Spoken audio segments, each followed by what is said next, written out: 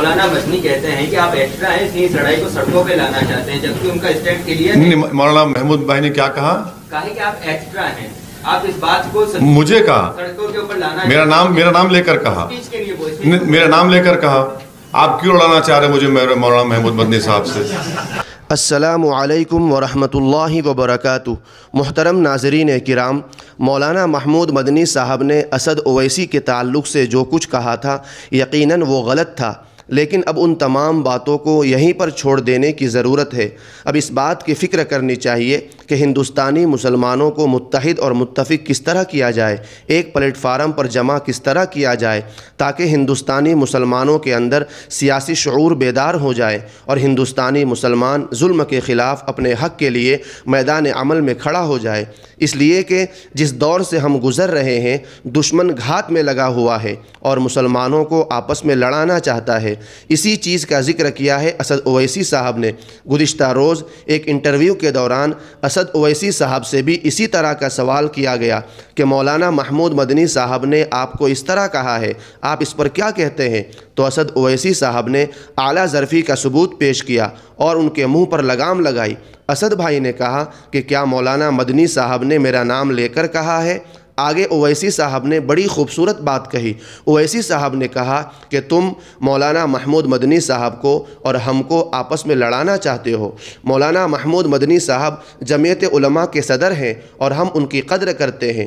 کتنی اعلیٰ ظرفی کا اسد اویسی صاحب نے ثبوت پیش کیا ہے اور ان سوال کرنے والوں کے منہ پر لگام لگائی ہے تاکہ وہ آگے اس طرح کے سوالات نہ کر سکے۔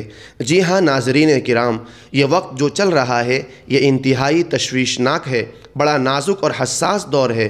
اس دور کے اندر ہمیں قدم قدم سنبھال کر رکھنے کی ضرورت ہے۔ دشمن کی سوچ، دشمن کے پلان، دشمن کی سازش تو یہی ہے کہ مسلمانوں کو آپس میں لڑایا جائے۔ اسی راستے کو اختیار کیا اس اینکر نے جس کو مولانا محمود مدنی صاحب نے انٹرویو دیا تھا۔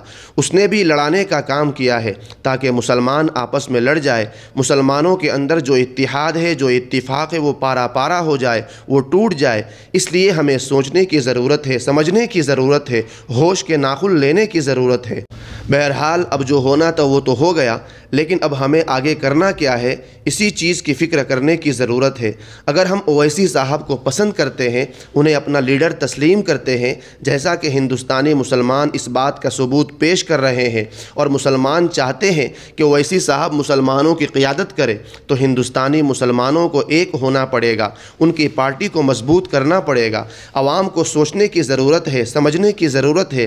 اس وقت ملک ہندوستان کے بڑے بڑے علماء اسد اویسی صاحب کے ساتھ ہیں، ان کی حمایت میں ہیں، ان کے بیانات کو سراہتے ہیں، اس لیے کہ ملک ہندوستان کے اندر اس وقت ایک ہی شخص ہے جو ظلم کے خلاف لڑ رہا ہے، جو ظلم کے خلاف آوازیں بلند کرتا ہے، مسلمانوں کے حق میں بولتا ہے، مسلمانوں کے ساتھ جو ناانصافی کی جاتی ہے اس کے لیے لڑتا ہے۔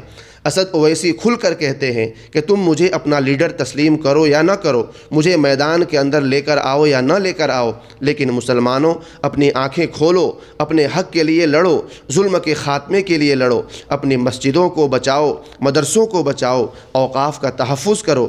یقیناً ناظرین کرام، یہ حقیقت ہے، اس وقت ذمہ دار بھی، مساجد بھی، علماء بھی، اوقاف بھی، قبرستان اور عیدگاہیں بھی تمام کی تمام دشمن کی نظروں میں ہیں اور ایک ایک کر کے دشمن ہم سے چھیننا چاہتا ہے۔ اس لیے ہماری ذمہ داری بنتی ہے کہ اب ہم ان تمام اختلافی باتوں کو ایک طرف رکھ دیں، انہیں بھول جائیں کہ مولانا محمود مدنی صاحب نے کیا کہا۔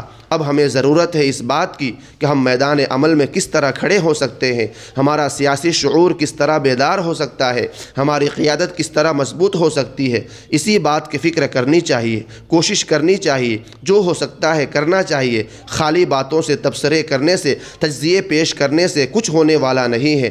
عمل کے میدان میں اب ہمیں کھڑا ہونا پڑے گا، اب ہمیں آگے آنا پڑے گا۔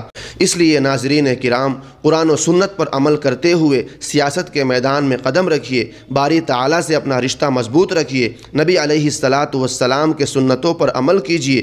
جتنا مضبوط تعلق ہمارا اللہ سے ہوگا اتنا ہی سیاسی اعتبار سے ہمارے اندر مضبوطی آئے گی، استحکام آئے گا۔